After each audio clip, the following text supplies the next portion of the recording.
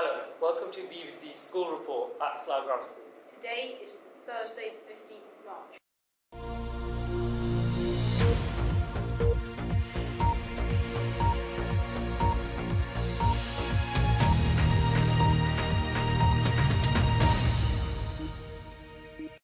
Good afternoon, I'm Richard. And I'm Gino.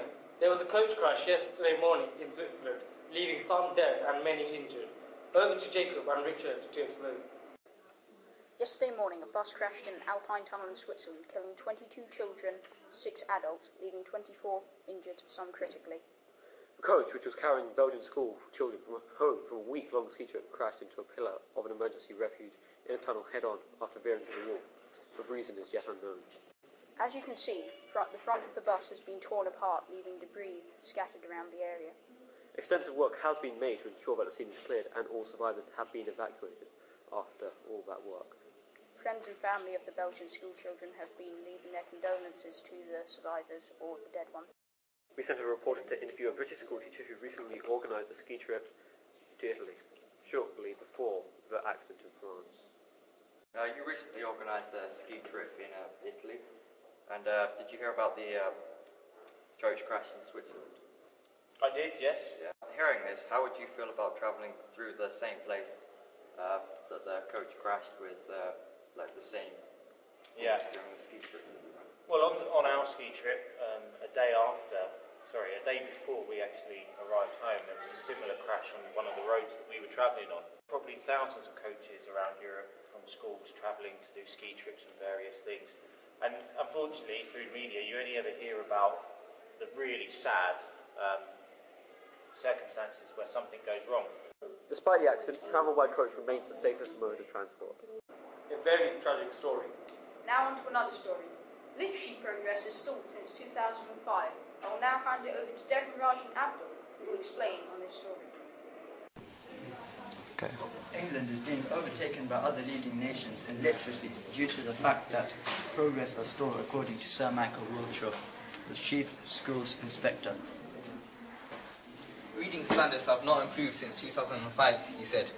On Thursday, he will call for targets for 11-year-olds to be raised. Big improvements have been made in the last couple of decades, say teaching unions. Also, teaching unions have accused Ofsted and the government of playing fast and loose with international data.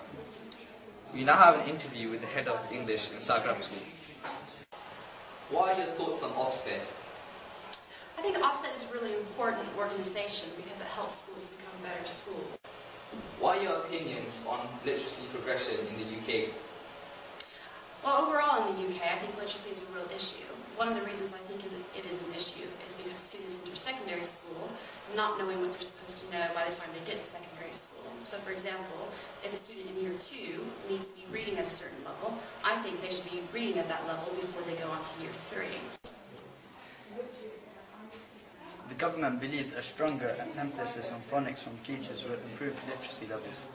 Reading for pleasure will also greatly increase literacy skills, as well as interactive websites and reading newspapers. Although literacy progress has stalled in England, here at Slough Grammar School we continue to strive to be the best. News just in. A bracelet which is currently on the market could be poisonous and could even kill if worn. Many students and adults may be wearing this deadly bracelet. We now hand it over to Nathan, who will explain on this important story. A bracelet that came on sale about a year ago contains the deadly toxic plant protein abrin. One molecule disables 1,500 ribosomes per second. Attraction spokesman David Rose said that this is potentially dangerous and therefore it has been removed from the sale. It should be placed in a bag and also the carrier should wash their hands. Should anyone come in contact with the said bracelet, please contact your local GP or call 999, as a little exposure could be fatal. Now we have an interview with Dr. Hauer. What is your advice to anyone who owns or possesses the bracelet? I think they should take it off immediately.